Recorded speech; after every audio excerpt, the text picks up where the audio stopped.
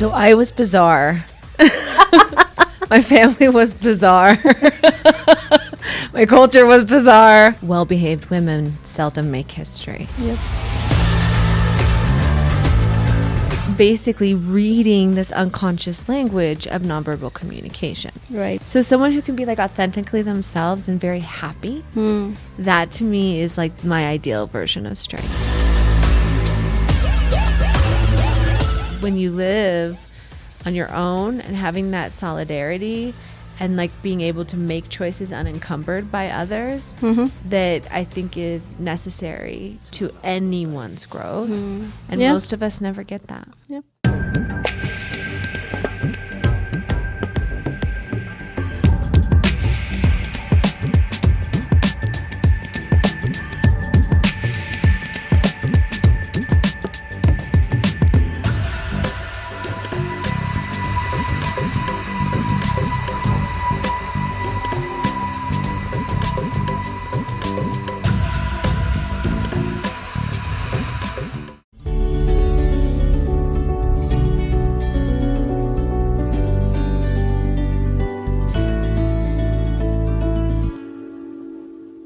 Welcome to another episode of Portraits of Strength, a podcast where we dive into real stories about resilience, drive, and human spirit.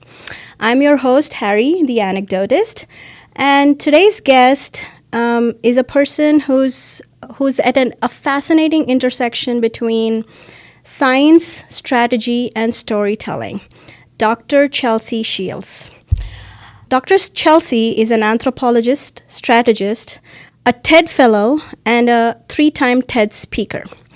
With a dual degree in biological and cultural anthropology, Dr. Chelsea has built a career at the intersection of science, strategy, and helping companies, harness research, emotion, and non-verbal communications to shape powerful brands and messages.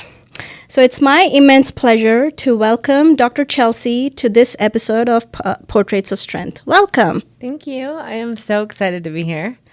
I love you. I love what you're looking like today. Thank you. I read all the signals, so you're just shining as like a very authentic, very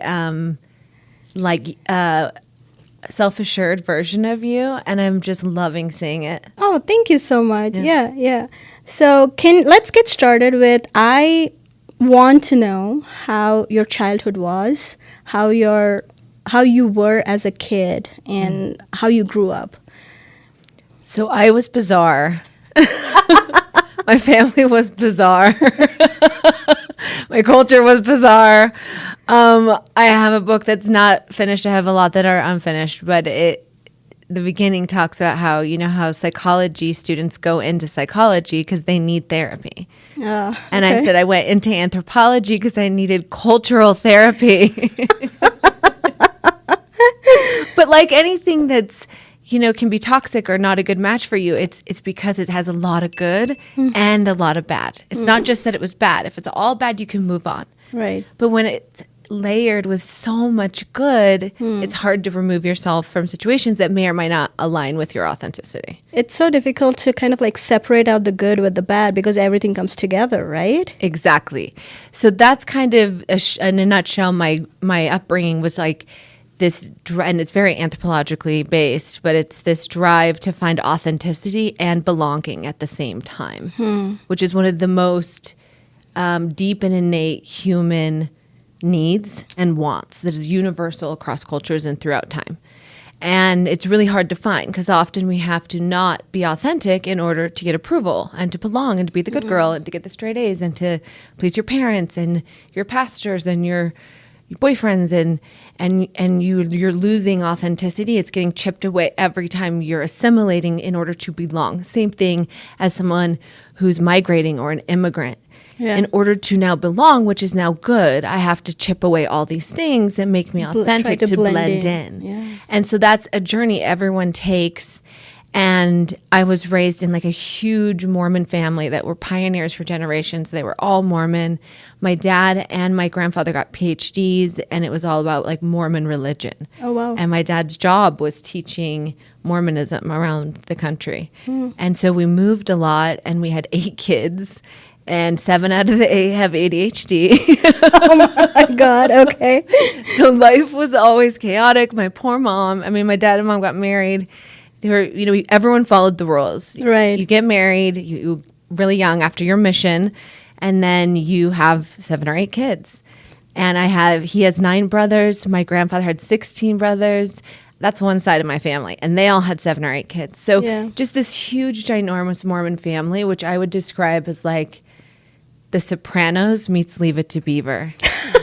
Oh my God. They were so pure and so good. And like no one swore, no one drank, and everyone wore garments. And like we kept all the Mormon rules. And Grandpa had to approve of who you dated. And they had to be in good standing with the church. And even if you babysat, you had to pay part of that to tithing. And even if I got a scholarship, if I was a good Mormon, I paid it to tithing, So it was just we read scriptures at 6 a.m. So you couldn't be authentic in that, because I had questions very young. I had questions about race. I had questions about gender. I had questions about sex. I had questions about things very young. And it was like, just having the curiosity, the question like, hey, this doesn't make sense, or even violence. The whole Book of Mormon is full of these violent stories that as a little kid, you're like, I'm reading the scriptures. That's the only exciting part, right? Because it's all this like gibberish you don't understand when you're young, but you do it every day for hours. Yeah. And they have these wild, violent stories, of our hero prophet cutting off someone's head and taking on their robe and pretending he was him and taking his gold. And do you know what I mean? And like the good guys cutting off the arms of other guys and bringing them back to show how good they were to the king. I mean, things like this where you're just like, wait, isn't that bad? Yeah. Like blatant contradictions. I know that's a stupid example, but my brain was just always in this cognitive dissonance where like we say we're the good people, but we're hurting gays, or we're being racist. Yeah. Or we've been racist, or we're currently being sexist. How are we the good guys? Yeah. And like, even though I love the community, I love the people, I love the programs, I lived all over the world. There was always a Mormon group. They would help you move. They would feed you. They'd help you find friends. Like, it was like the greatest, when I believed, it was the greatest social life you could ever wish for. Yeah. So all of that was real. All those hormones were real. All those relationships were real. But then there was cognitive dissonance in, wait, everyone I know believes this. I've been taught this for 30 years. I've followed every rule for 30 years, but it doesn't make sense. Yeah. So that's basically kind of my childhood. The black sheep of a wonderful, wonderful, sweet, kind Mormon family. I don't know if I agree with the word the black sheep over there, because I totally believe that strong women they're not the women who are meek or who hacks up the status quo, right? Yeah. Questioning the status quo always kind of makes us the difficult one, if you will, So I don't agree with the word black sheep over there, but I can see your point, because it's very similar to Indian or Hindu, society as such, right? Like, to your point, it's very patriarchal. It's very women are, yes, they're given the freedom, but only within the certain restrictions, right? So I totally can relate to that. Well, and on that note, I love that you paused there, because I love that you stopped there, because I was lucky enough during this journey to meet a lot of other like Mormon feminists. I'm so glad you said that, because I wanted to pause here to tell you, like, one of the good sides was had these 200 to 10,000 Mormon feminist women all across the spectrum, like radical to like way believing, but like, yeah, women used to have more autonomy and rights, and we should have. And this is at a time, and this was, I think, back in 2013 when we couldn't even pray in like the general conferences, which is crazy. Now we can. I mean, we protested and got it. But I met all of these incredible women, and one of them in Boston was Laurel Thatcher Ulrich, who always told us, it's never too late. Life is really long. She had 5 kids. She was in her 40s. Once they all went back to school, she went and got her PhD. and ended up winning a Pulitzer Prize for The Midwife's Tale. And she wrote some other articles, and one of her most famous quotes is, "Well-behaved women seldom make history." Yep. So she wrote that quote. I'm getting like chills.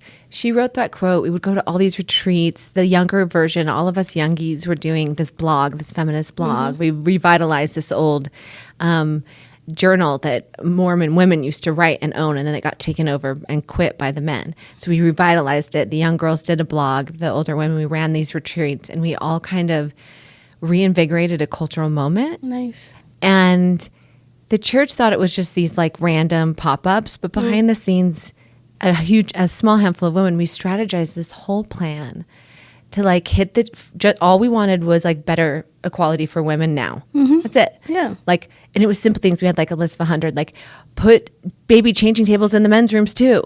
That's not fair. Yeah. Like it was like, don't call two people go on a mission. My parents, for example, are on this mission, and when they're called mission presidents, he's a mission president and she's a sister. Yeah. Because she can't be at the same rank, but she's doing just as much as him. Why can't she be given some honor? Yeah. You know? And there's just like these tiny things, like the young men's budgets are really huge and the young women's budgets are tiny. Like, why? Like, just dumb discrepancies. Like, why can't we pray? Like, why, you know? So it was just these tiny, tiny things that we were still believing. We still followed every rule. We had our recommends, which means you're worthy. Anyway, long story short, and we just hit it at every level. So we helped this woman write a book that was published by the church and promoted about women at church and how we support women. Then we had this like moderate group, and we like did Ask the Feminist columnist, and we did these organizations, like created a book full of quotes for women, because in the 2010 curriculum there was not one quote from one woman in any class that the LDS church taught. So we created an addendum and like gave it out. It's like the most innocent, like, small things. Yeah, but exactly. So we got so much pushback for the most innocent things. Oh, wow. That we realized like, we have to go extreme for the middle to move. And so there was this hotshot named Kate Kelly, who just had like the verve and the personality, and she was just rebellious. And so we decided, let's all help strategize this movement too.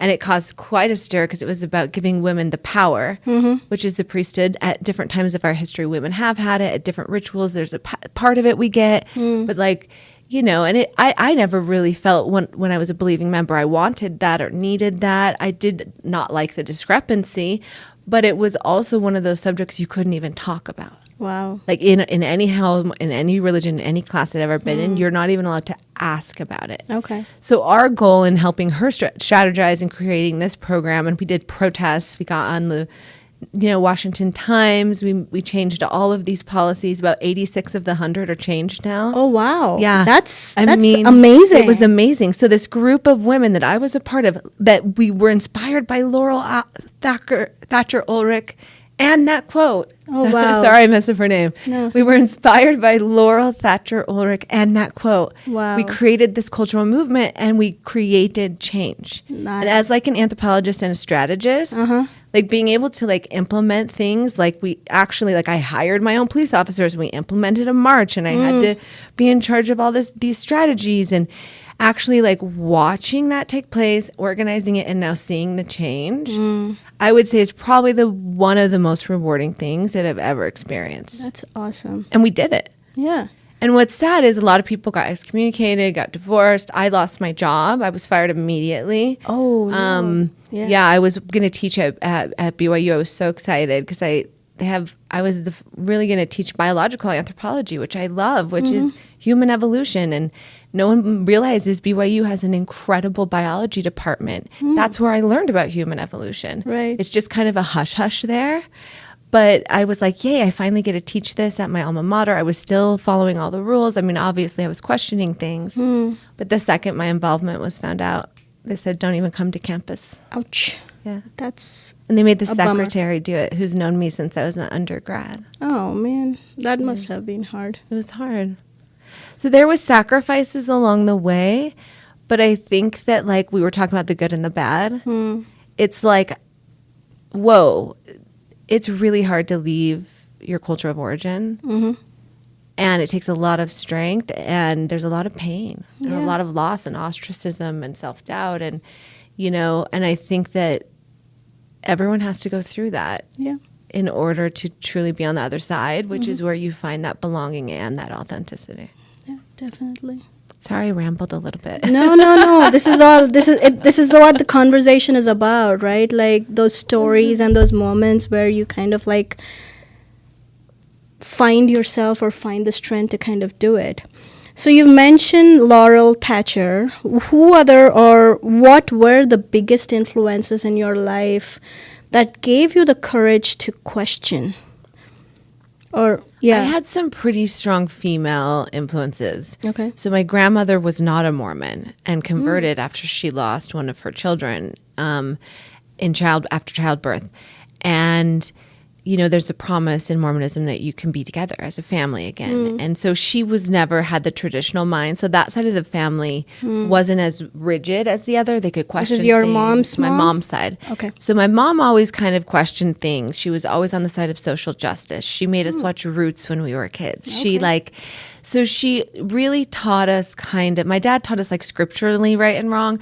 My mom kind of taught us socially right and wrong. Like I remember the day that Christy Yamaguchi won a gold medal, and we were all watching, we were all celebrating, and my mom just made a comment of, it's so sad that like she'll probably get like a couple $100,000 in sponsorships, whereas someone like Shannon Miller will get like millions and millions. And I was like, well, why? She won the gold medal. Yeah. She's like, well, this country's racist, and white heroes and gold medalists get paid more for sponsorships than people of color. And I was like, that was the first time I realized like the discrepancy in an all white family, all white town. We're living in Tooele, Right. Utah. Yeah. For her to have that awareness and like teach it, That's amazing. like was amazing. Yeah. And obviously she follows every Mormon rule and all that stuff. So we also clash on other things, but at the core, they are moral people. And so I was really raised in a place of like, do the right, treat others well, be Christ-like. As much as my grandfather was like the Tony Soprano of the rules, like enforcer, my dad's a middle child of 9. He's a people pleaser. If there's conflict, he like, he like walks out of the room. I'm a little like him. I'm like, I don't want conflict. Can we all have fun and laugh, Right.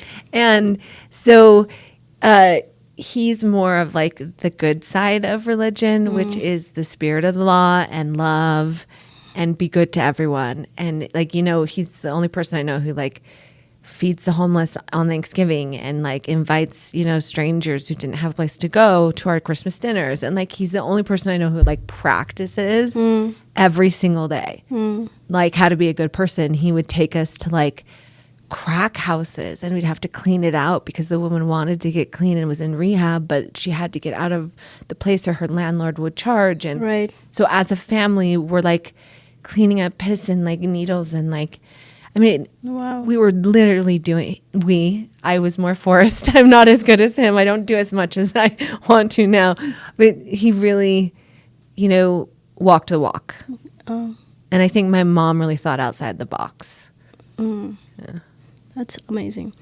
So you have a dual PhD in biological and cultural anthropology. So what drew you to these subjects? I know you said you loved learning biological evolution when you were an undergrad, but what is it about these subjects that actually drew you in? It's a great question. So I think being kind of in this weird culture and living around, like we lived in California, we lived in Portland, Oregon, and I would notice how we were different. We dressed different, we acted different, we had different rules, we looked different, we talked different. When we would go out as a family, people would treat us weird. I just started noticing that there was this hidden like social and cultural language that like we were never taught. And almost like we're Amish and we're like in this new world. I know that sounds crazy, but that's how clear of a picture it was to me of like I came Especially living outside Utah, right? Exactly. I came from Tooele, Utah. We're wearing like these homemade, units, they called them, that were stretchy 80s clothes with cummerbunds that you can mix and match. And a side ponytail in the 80s with the bangs. Yeah. To Kurt Cobain, Portland, Multnomah County, very diverse because we had 6 kids and we couldn't afford a big place. Right. And, grunge era. It was the Adidas around, shoes with the big puffy jacket and the No Fear and the black lipstick and the grunge and I'm like weird Barbie over here. And I'm like, whoa, I need to learn a new language fast or I'm going to be the nerd, which, it was almost like every subject I could learn really fast. This was the subject of like applied social science. I have to learn how to be a part of this culture fast. And so every time we moved, it felt like that. I was adjusting again. I was assimilating. I was figuring out the rules. And I didn't know there was like a science of this. I didn't know there was the study of culture. Right. And so when I discovered it in undergrad, I like never looked back. I did undergrad, I did master's, I did my cultural anthropology PhD. And along the way, I had opportunities to do all of my field work, 5 different trips across a decade with Ashanti indigenous healers. And so I had this really long-term relationship with them. So in Africa, right? In Africa, West Africa and Ghana. And so I basically lived about 200 miles away from any like biomedical clinics, biomedical interventions. And so how are people treating, a wound, a gangrenous foot, an accident, a broken bone, a persistent ache that won't go away, abortion, barrenness, impotence? Like, how are they curing the things that all humans face? Yeah. With what's available. And so that's basically the study of medical anthropology. And that's, so culturally I was going to say, like, well, when do you go to this doctor versus this doctor? How do you treat this illness? Yeah. So I spent every day with like a different healer. So one would be like a real doctor on rounds, but he only has like Tylenol for pain. Like, he doesn't really have any resources and the power goes out half the time. Yeah. So it's really limited. Yeah. And then I would, trail an indigenous healer who uses, spirit possession of the traditional gods and fights witchcraft that is real. Or they would go to what they call like a Muslim malam who would use this sort of written divination.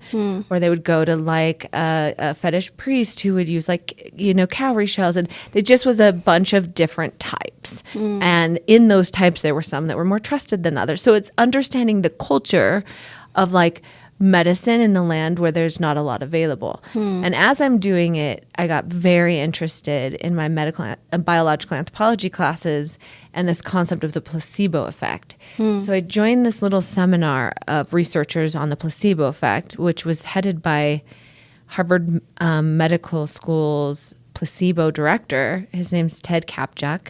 He's wonderful. And it was just a small group, and we were all exploring placebos from our various disciplines. So there were medical doctors who were like doing real Reiki and fake Reiki and like testing the difference. And they were really trying to find how placebos work in more, not just in a medical trial that's double blind. Like, can we study it in these other more behavioral or therapeutic relationship settings or culturally laden settings? So I was the only one going out to Africa and like taking biomedical measurements. And so it was a really cool group.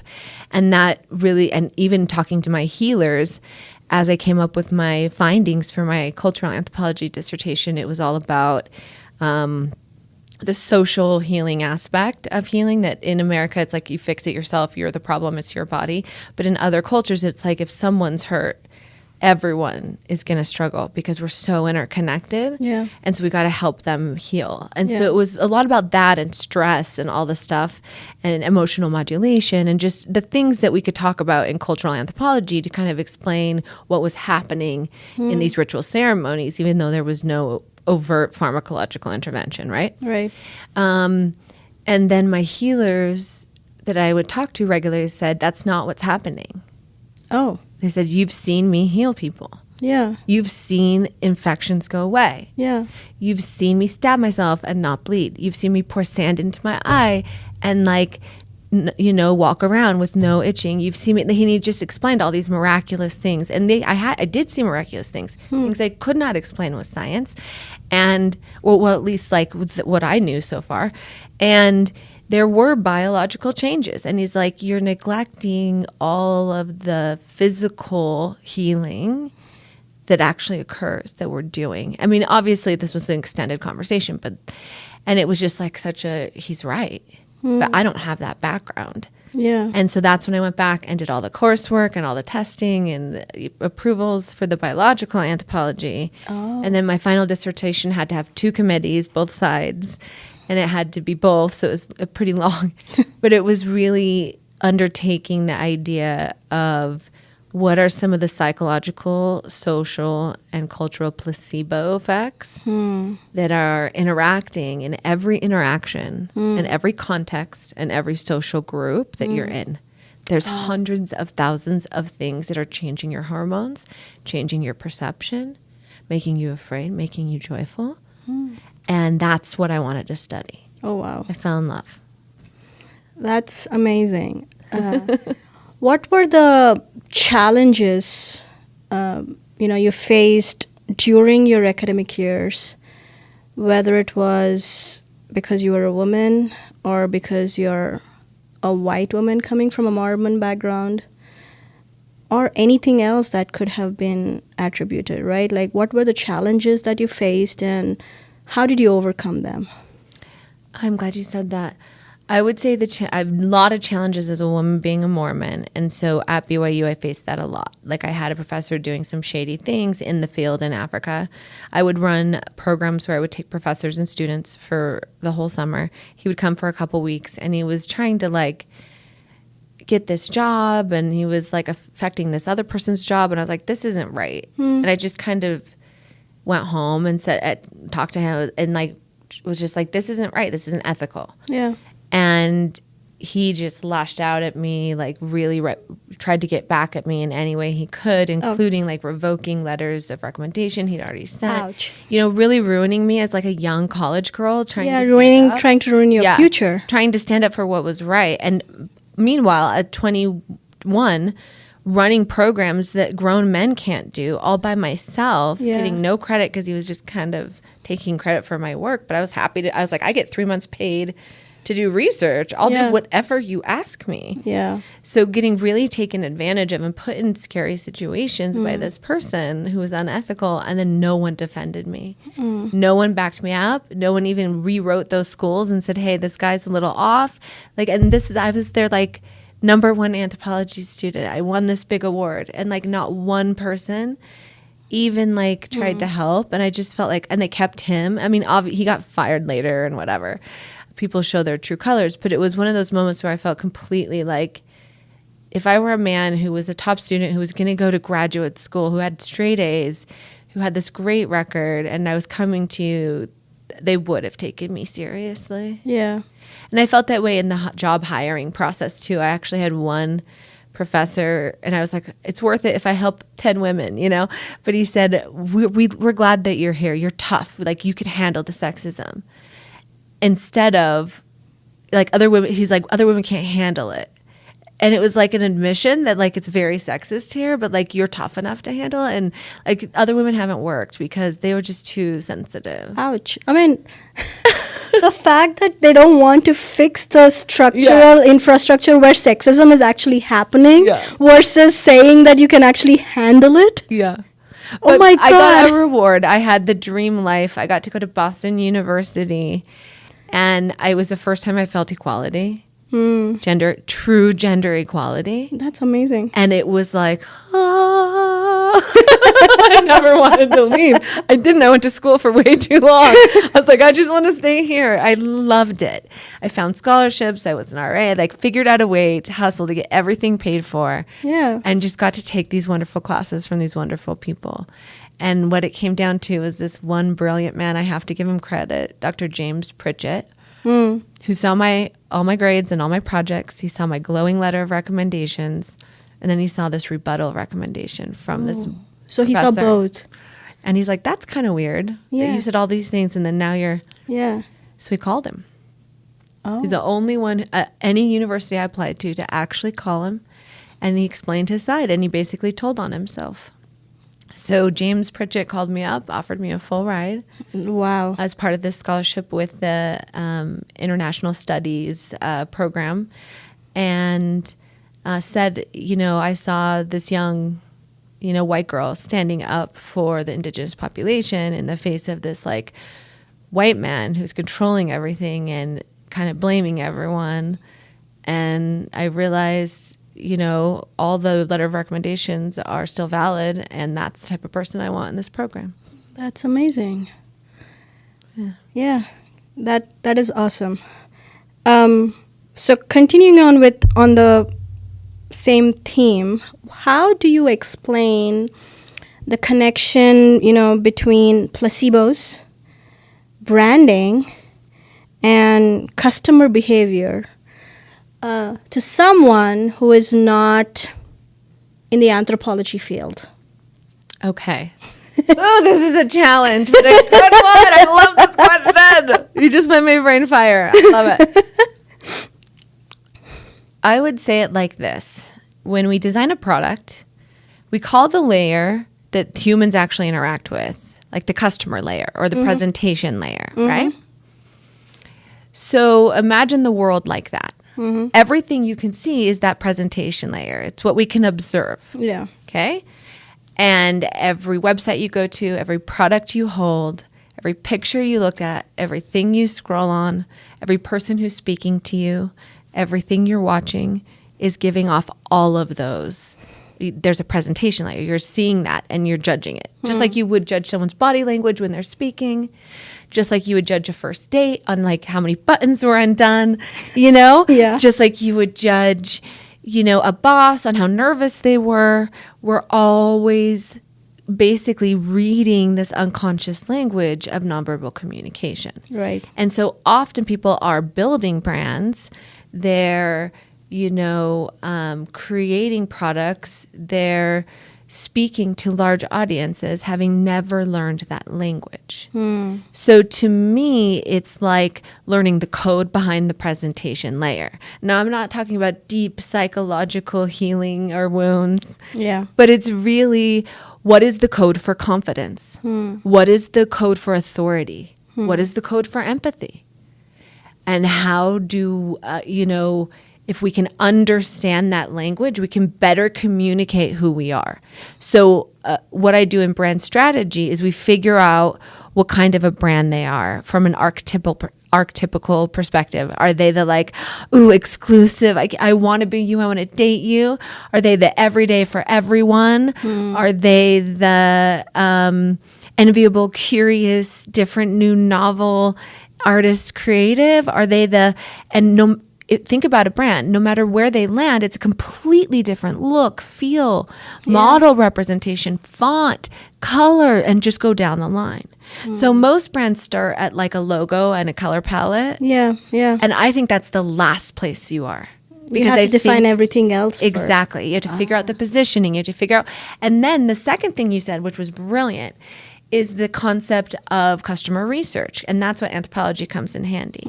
So we figure out our strategy based on the market, the industry, we really do our research. Right. And then we go to the customer and we figure out their patterns, their psychographics, their shopping behavior, their influence purchasers, their preferences. And not only do we do it in like a survey or a focus group or whatever, but if we're building a new product that needs to make a couple million, we're testing along the way. Yeah. I'm giving a focus group 8 options of a product we could make that's of this price range that could get us where we need to go financially.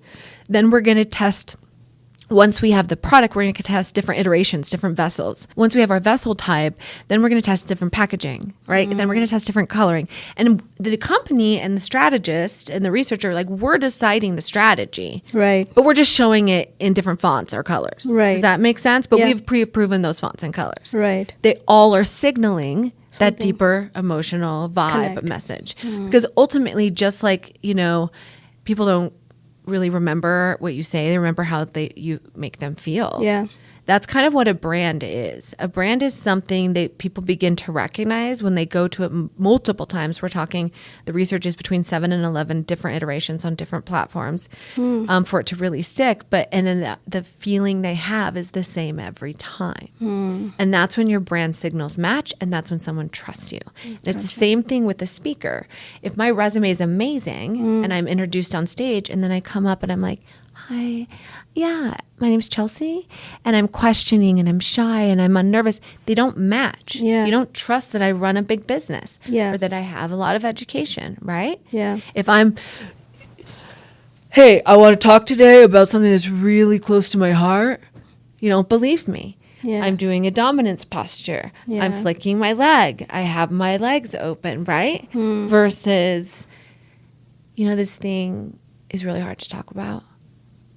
You believe me.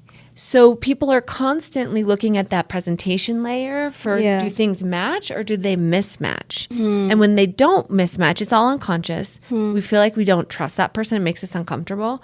When they match, we trust them more. We think they're more authentic, right? And so it's kind of understanding that. Those subtle things which you wouldn't even know that it's something is not right. People understand that something is not right, which is what doesn't make them trust them, right? Yes. Okay. I see that. And I think because it's so hard for creatives nowadays, just the way the market is, because I've been in the world for a decade, that people are just trying to not pay artists, not pay creatives, not pay designers. And so they're shaving off the strategy part of design, which is testing all that stuff, right? And so then it's just, here's 4 designs the design team loves. Oh, great. I'm the executive. I'll choose one. Yeah. But to save money, they've shaved off the strategy that goes into it. And so if we are trying to convey a certain emotion, there's colors and fonts and lines and visuals and headshots and outfits and jewelry to convey that. And I work with some great brands. One I'll call out is Grande Cosmetics. They're in Sephora. And we did a great rebrand together. And we really thought about every signal, every color, every shape. We had to convey legacy, but also new and innovative. And they were really collaborative as a team, and they understood that process. Oh, nice. And their reshoots will blow you away. It communicates every signal we wanted. Oh, wow. And so it's just the difference between showing up for a photo or showing up to teach a class or give a presentation or putting out a website or a brand and doing that strategy part beforehand so that everything people can visually see matches what you're saying. Makes sense, totally. Thank you for that short masterclass, I would say. It was a great question, and I want to make sure I get that recording because that was a good description. Yeah, for sure, definitely. So this podcast is called Portraits of Strength, right? And personally, I feel there are various different definitions of strength based on who you're talking to. So what's your definition of strength? It has changed over time. I used to envision it as perfection, right? But we do have this scripture in my culture, which is your strengths will become your weaknesses and your weaknesses will become your strengths. Oh, wow. And there's also a lot of, academic philosophy and psychology on this about shadow self and your shadow side and integration, right? And so the older I am, my definition of strength is someone who can be completely honest. And I don't mean that in a cruel way, I'm just being honest. Yeah. I mean completely honest with themselves. Authentic self. And obviously you're going to change depending on the context, but how close someone is to that authentic self, and especially consistently across different contexts, that to me is someone who's strong. And I immediately see it and I'm like, okay, this person knows who they are. They're confident.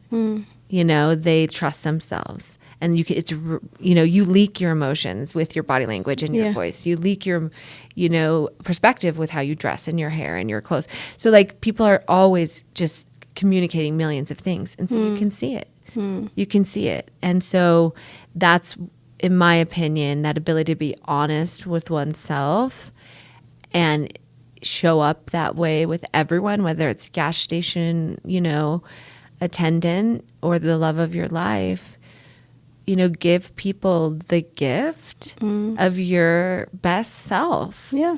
And how many more lives would you make better that day? Especially because we know every interaction can give someone a placebo effect or a nocebo effect. So you're making them feel better or worse anyway. Yeah. So someone who can be like authentically themselves and very happy, that to me is like my ideal version of strength. And that's awesome. A different perspective, totally. What or who would you say is the source of your strength? That's a good question. I would have to say my daughter. So I always wanted to be a mother. I was very sick the whole 40 weeks, and she was over, and she's only 6 pounds. So I had the disease or whatever where you throw up 10 times a day. Yeah. And so it was just like excruciating. And I didn't have the most nurturing partner. I was the one who was kind of the mom and took care of things. 'Cause I had a bunch of younger siblings. I was, but when I was incapacitated, I just was very, very, very sick. And then I've been a single mom most of her life. And so she has been I would do anything for her. I would scrub toilets. I would go get a job tomorrow and be your next waitress. Like, she has made me hustle. I want her to have a better life than I had. I want her to get the good that I got, but not the bad. Yeah. And when I put myself in a situation where I'm weak, I think, what would I want from my kid? And I always choose the right thing. So when I'm in that mother mode, that's, in my opinion, my best self. And so I think that is how, when I want to make myself strong, Yeah. that's kind of the mode I put myself in. And when I'm in that mode, I am my most gracious. I am my most compassionate. I am my most wise, right? I always take the time to help my kid and make sure she knows she's loved. But also, these things have to get done, Yep. and I take that job seriously. And I think, if you're wondering, how do I feel strong? Put yourself in mama mode and mother yourself here a little bit. And it's not, if you have a good mom, it's not it doesn't grow from criticism. No. Mothering grows from nurturing. Yeah. Yeah. I can totally relate because that's what I process it through. It's my daughter. It's like every time I'm stuck or I'm stuck with a decision, right? It's like, okay, what do I want my daughter to learn? Or what do I want to teach her? I go into that perspective and make a decision. That always kind of centers me.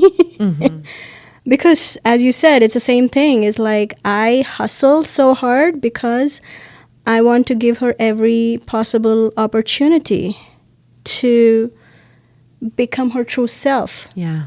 With no constraint. With no constraints. Yeah. Yes, I want her to learn. I have to be honest. I am privileged to, have that good education, that good upbringing. But also, these came with restrictions when I was growing up, right? So I want to be able to, as you said, I totally relate because I want her to learn all the good and also learn about the bad so that she knows that it is bad kind of a thing. She doesn't have to go through it. Exactly. I think that's the ultimate thing that connects all parents is we just don't want them to go through what we went through. And Yep. we may fuck up in other ways. I mean, But truly, it's really difficult not to fuck up. in these 5 things, I'm gonna do it better. Agreed. Totally. But she does know she's unconditionally loved, and our house is calm and peaceful, and it's a joy. And so just that to me is a win. That's Yep, what makes definitely. me happy. That's what fuels me. But I have given her it's a joke, but I have given her one constraint because she knows I'll drive the getaway car. I'm just that Yeah. mom. Yeah. I got your back no matter what. Yep. But I said, you can't become a stripper or a sister missionary.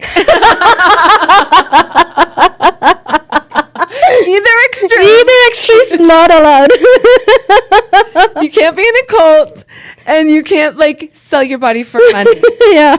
I support both people who do that, and I think are some very empowered women that own their sexuality, Yeah. and are able to commodify it in an interesting way. So I have open and liberal views about sex workers. However, Yeah. for my kid, I want her to be able to use that creative mind of hers, and I don't want it to get trapped or exploited. That's amazing. Yeah, that's a great framework, if you will, right? Can you share a time when you had to rely on your own resilience and strength? Yes, I'm still there. I think my lowest time was actually pretty recently. You know, as like kind of the good girl, straight A student, like always tries to like follow the rules. I went through 2 divorces. Kind of a marriage of incompatibility, and then, this one was the solution, and then learning, it wasn't what it was cracked up to be. And so just that house of bricks falling, as well as like my belief in my religion. So all of the things I believed in, love and religion, and then what the country's in. So it just felt like everything crashing. And so when you're alone, when you're on your own, I think it's really hard. But I've also learned to be able to vet things myself, make decisions myself, not be reliant on what other people think or what they think is happening, but like really understand for myself what is right and what is true. And I think when you're in an echo chamber, that's really hard. And I was one of those people who hated conflict. And like, I don't want to ruin the party or the drive or the date so I'm just going to be like, even though that hurt me, I'm just going to like let it go. And so, then I'd have resentment. I was kind of that person, keep the peace and adjust. And I think that I had to be alone to get that resilience, to get that grit, to stop shifting and to just be like, no, I want this. And that's okay. Yeah. And like give myself that power. I think that would probably be my answer. But I'm not all the way there. Like, I think I'm still on that journey. Well, I think we're all in the work in progress category, no matter where you think you are, right? So I think it's a journey. And isn't that what life is? Yeah, exactly. I mean, if it's like, if it's a video game, you got to accumulate all those experiences. Yep. You can. That's another way to get like resilience, or how I'm starting to think, is try a new model of the world. Yeah. So one model's for simulations. Cool. Invent a story. Try it. We're in a video game. Great. My video character has to go through a lot of hard things to prepare for her big battle in the war, and then I'm like, okay, I feel strong. I had to go through that. Right. So it's okay to kind of retell your story in a way that helps you cope with the world. In fact, meaning is the one of the only things that every human across every time shares. In fact, that's how we know when people became human, is they started doing burial rites. Yeah. And that's kind of when we say they're official Homo sapiens. Is we did see this with Neanderthals too, but it's when they began to have these beliefs that were shared, and they began to kind of make meaning out of life. Wasn't just random. There was meaning. And humans are the meaning makers. And so you feel like, well, nothing's true. Well, yeah, sorry. But bright side, you get to make your own meaning. Yeah. And make it match who you are authentically, and your life will change. Perfect. So that was kind of my biggest hardship, was just realizing, as someone who really tried to get straight A's, tried to get degrees, prove that, I'm worthy and my voice is worthy, then I fail miserably twice. Like, that's, unless you've gone through it, you don't realize the shame. Yeah. So I think that's my lowest I've ever been, is just realizing, well, I don't want either of these relationships to continue. But that is strength, right? Like However, even like seeing or identifying that you don't want to continue and getting out of them. As a person who's done that, that takes loads of strength. Yeah. To even make that decision and stick to it. Yeah. So that's kind of, and I think I'm just getting out of that now. I mean, we've talked before personally, but I think that really put me on a depression. And that's where I felt my weakest, is because I always at least had determination or Right. enthusiasm, or I love my job, right? Right. And I think it just put me in this apathetic depression of like, yeah. But I'm glad to see you come out of it Yeah. because I can clearly see that you are out. As a fellow person who has gone through depression and that apathy stage of life. So that also takes a lot of strength. So I don't have all the answers.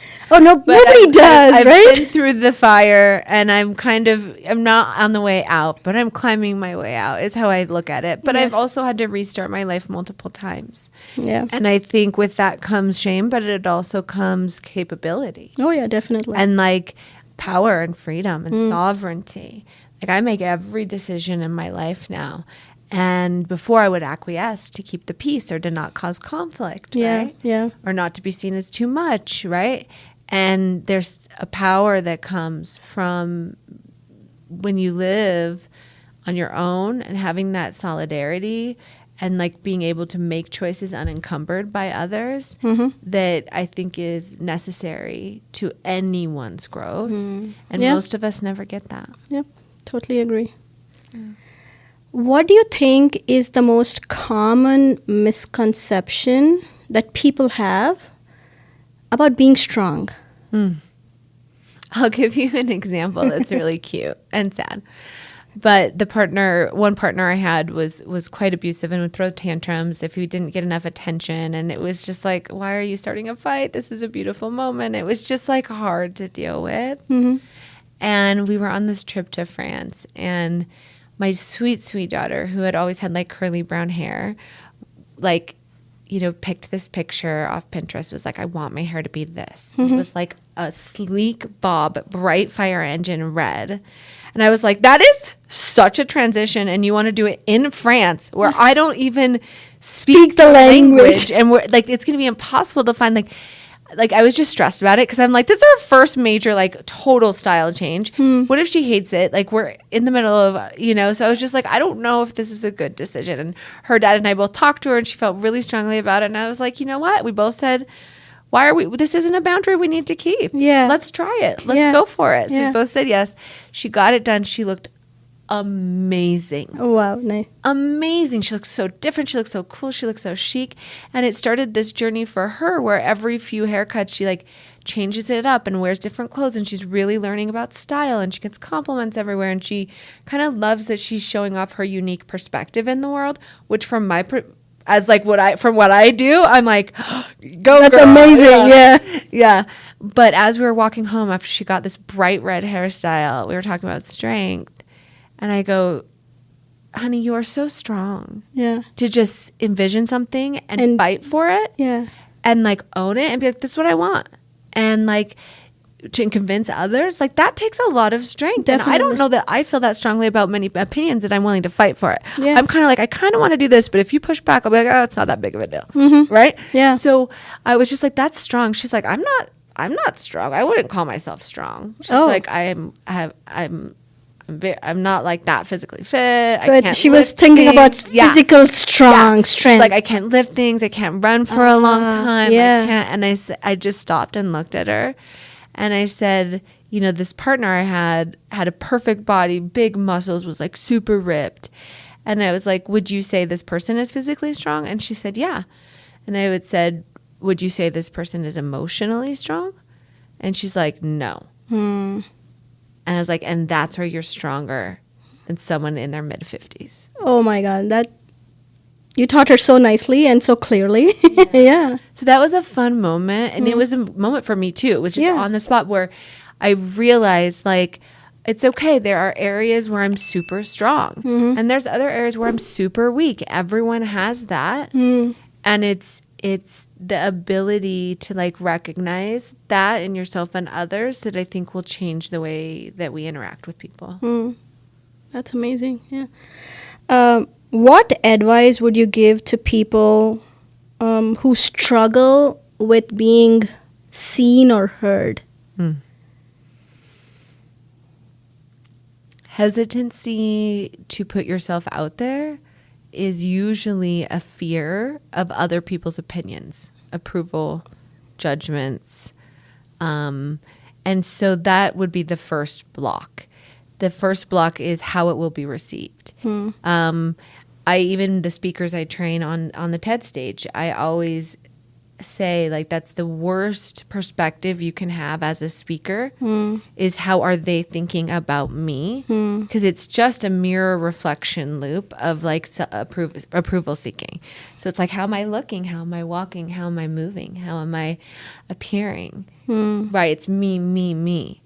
And so that doesn't connect with people's emotions. That doesn't connect with people's attention very well. And that's not going to impact like the how they think or change what their mindset is. And so I just tell people to invert that. When you get the role of teacher or speaker or leader, it is your duty to perform that role to the best of your ability. And part of that is keeping people's attention. And that means gestures. That means having cool slides. That means breaking it up every 30 seconds and where you stand and where you move. You know, your job is to show up and present the authority in which your role is. If I'm the leader and the professor, I walk in, hey class, sit down, everyone, we're going to get started. I want everyone's phones in the desk. You know I'm in charge. If I don't start the class this way, they feel like they have more power. Every teacher knows this, right? So we play these little social games all the time. And when you make it about me, me, me, me, you're not playing it right. The way to play it is from their perspective. How do they want to feel?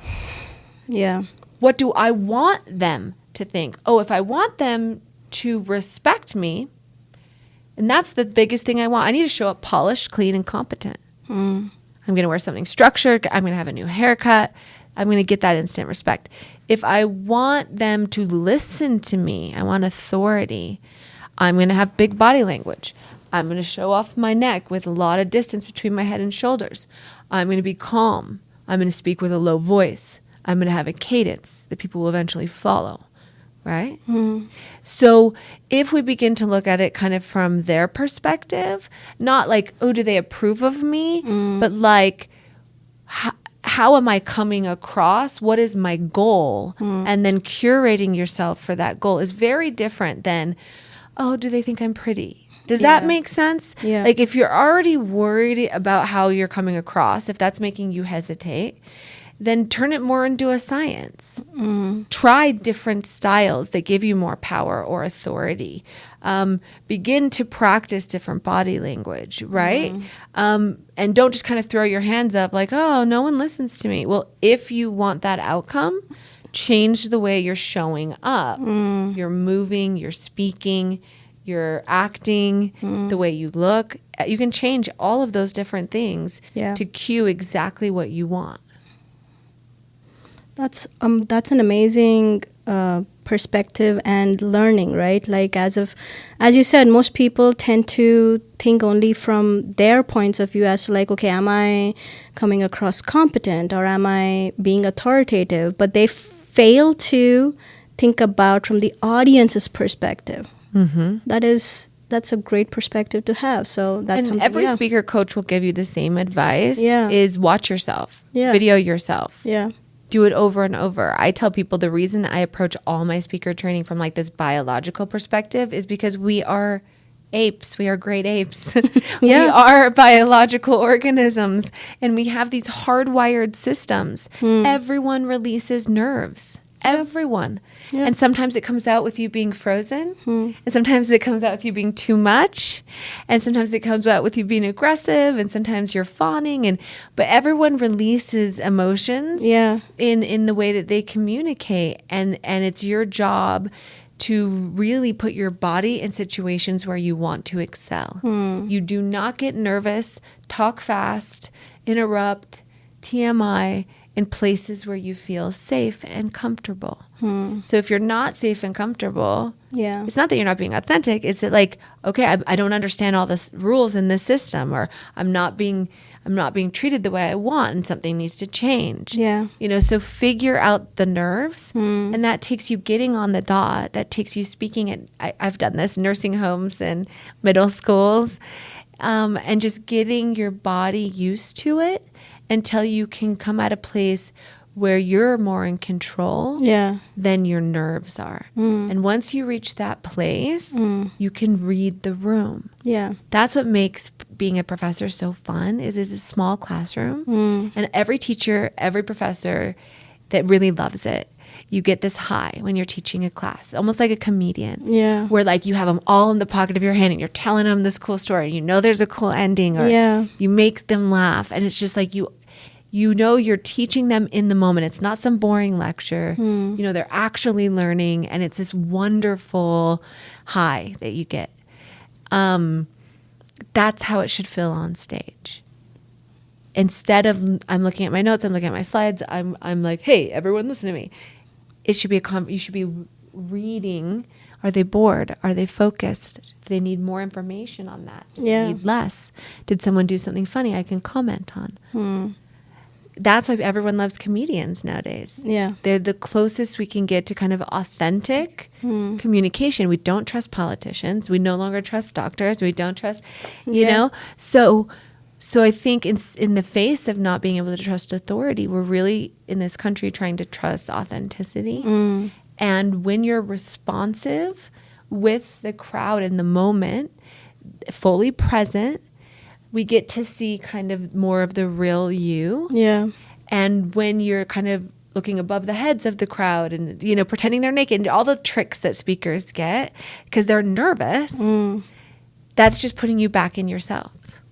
And the only way that like I can connect with 500 people is if I'm constantly paying attention to what they're actually like emoting and signaling. Yeah. That's what a good conversation is. Like if I'm over talking, I can read it. And if I'm not reading it, I'm lacking that ability to read the room. Yeah. It's never TMI if you're getting, you're doing it. Like these are responsive. I know I can keep going. If I'm not getting that, then you know it's my problem. You know what I mean? Yeah. And so you're constantly, whether it's a big group or a small group, you're constantly reading and responding to each other's cues. And if you're failing to respond when someone's talking, they don't think you care. Yeah. They think you're disinterested. If you're failing to respond to them when you're talking, it feels like a lecture. It feels like they're getting in trouble. No wonder no one listens when you talk. You're not watching them when you talk. Yeah. Right? And so that's kind of the ultimate stage I think we want to get people to is the ability to communicate their ideas, large crowds, small crowds, one-on-one, in an authentic, responsive way that's not so practiced or performed, that's more authentic and real. Right. And like that message is going to resonate to more people louder, faster, stronger than anything you prepared for hours in written format. That's awesome. Something new I always learn with conversations with you. So what is the one ritual or practice that you do every day that helps you stay grounded? It's a great question. I love to do my gratitude. So I have this beautiful view and I have these birds that come eat at my bird feeders. And so I try to go up there every day and talk about 10 things I'm grateful for. I have, there's a lot of science behind that. There's a lot of woo-woo behind that. But there's enough from multiple cultures, multiple time periods, different records. There's something about positive thinking, positive expectation, manifestation, the secret, gratitude that really does impact the rest of your biochemistry. So I think if I had to say like that's a 10 for me. Okay. Meditation's great. I just don't do it as often. Like I still love it when I do it. I still think it impacts my day. I think it's amazing. My scientific response to meditation is that most people are in the past or the future. It's very hard for us to get in the present. And it doesn't matter. I've studied meditation practices all over the world. And at the end of the day, it's to get you in the present moment completely. Yeah. And when you're in the present moment completely, there are no lions chasing you. That's getting your nervous system calm so you can be more authentic, which is kind of what we were talking about earlier. So that's also like a 10 for me. And I'll give one more. I have learned through my explorations that I'm also kind of goofy and funny and playful. And if I don't have that, Yes, I can attest to that. if I don't have that in my friendships, Yeah. like if I don't have that in my relationships, if I don't have that in my life, if it just feels like kind of boring and there's nothing fun and we're not like, telling funny stories or doing something fun, then it kind of just feels like more hopeless or Yeah. more cynical. Yeah. And so I try to add fun. So like I love to go see comedy. Like I try to do funny, silly adventures with my kid, and I try to create funny moments with friends and just get people out of adulting and play a little bit. I think that is also my version of strength, which is authenticity. I think being playful gets you quickest Yep. to your most authentic self. So and even comedians say this, that being playful before you get on stage, telling your friend joke or whatever, will put you in the body language and verbal communication that you have with friends. And that's exactly what we want on stage, is to gift the people the gift of your real self, even though they haven't earned it, right? Without conditions, I'm just gifting you me. Yeah. That's when people fall in love with speakers. Yeah. Awesome. So let's do a small change in pace here. Okay. We're going to do a rapid fire kind of a thing. Okay. To end the podcast episode with. I'm excited. What's your favorite book? I have 2, nonfiction and fiction. Okay. So the fiction is The Count of Monte Cristo by Alexander Dumas. Yes. I love it for so many reasons. But I love the story, which I'll tell you really quickly. The story was he got paid kind of per page, and it was printed in this newspaper. And so he specifically made it incredibly long yeah. and made millions and millions of dollars at a time when people were very racist and didn't know he was black. Yeah. And just made millions of dollars. I just loved that hustle. And it's such a great story. Yeah. And it's a strategist brain, which is there's hundreds of characters. They're all intersecting throughout the entire thousands of pages, but they all come back around and they all have different redemption arcs or villain arcs. And it's just so complicated. It's almost like Lord of the Rings or Game of Thrones, like these complicated story that I just like fell in love with all of Alexander Dumas and kind of plot-based stories. Nice. And then nonfiction is my favorite science writer is Bill Bryson. He's just comedic. He's informative. He's fun. He adds the goofy to science, which I think we need. Yeah. Because science is the most interesting subject in the world, in my opinion. And like very few people know about it. Yeah. And so I think he just does a masterful job. And it's, I'm going to get it wrong. I'm going to get the title wrong. Everything in the Universe. We'll figure out what it is. Sure. I can. Oh, it's my favorite book, and I got it wrong. I buy it for other people. I can't believe I can't get it, but it's all about the history of the universe of science, from the Big Bang to an atom to a quark to human evolution to civilization. It's just a really beautiful history of science. Maybe it is called the history of science. History of It's okay. We'll figure out the right one, and I'll put it in the show notes. I'm so sorry. He's my favorite author, and I forgot. But yes, those are my favorite 2 books that I think are beautiful and complex. Okay. What's your favorite song? I like happy energy songs. That's a shocker. I'm so excited. Let's get physical. Olivia Newton-John. What's your favorite quote? My favorite quote, probably Laurel Thatcher Ulrich's. Okay. Well-behaved women seldom make history. Okay. That's a good blooper right there. Oh my gosh, so funny. What's your favorite movie? I love The Fugitive. Ooh, Old Harrison I love Ford. Indiana Jones, the early ones. Yep. I love action, adventure, suspense. Okay. Very different than what you would expect, maybe. All right. I actually had no expectations. Okay, that's good to know. Like a good plot. Yeah. What's your greatest fear? Bears. Bears. Where did that come from? No, seriously, it's bears. Okay. Not on my day to day. Like, obviously, my greatest fear is a man will hurt me or harm me because of statistics. I think every woman feels that way, especially living as a single mom. Like, you're always like kind of like looking over your shoulder. Yep. So if I had to say one thing I've always kind of feared, even since I was a little girl, when someone like followed me in the store and exposed himself. I was like, oh, like I gotta look out. Yeah. So the man versus bears, like in my daily life, probably men, but I am also terrified of bears. I went camping around all over with one of my partners, and we were right by bear tracks, and I've encountered bears, and I've read about bear stories, and Bill Bryson has a really good book about bears and a long walk about the Appalachian Trail. But bears are just scary. I think they're the most scary thing in North America to encounter. And you can't really, I'm one of those people who buys those survival guides. And like I have a survival plan in every case. And I like have a survival plan if I ever encounter a bear. And like of all my survival plans, that one scares me the most. Like I'm just going to be dead. Okay. It probably won't let me even get a punch in. Okay. What's the most courageous thing you've done? Probably organizing all that Mormon feminism stuff and kind of standing up against my culture for what I knew was right, making it more effective, even though we knew we were going to get repercussions. Okay. What's your philosophy of life?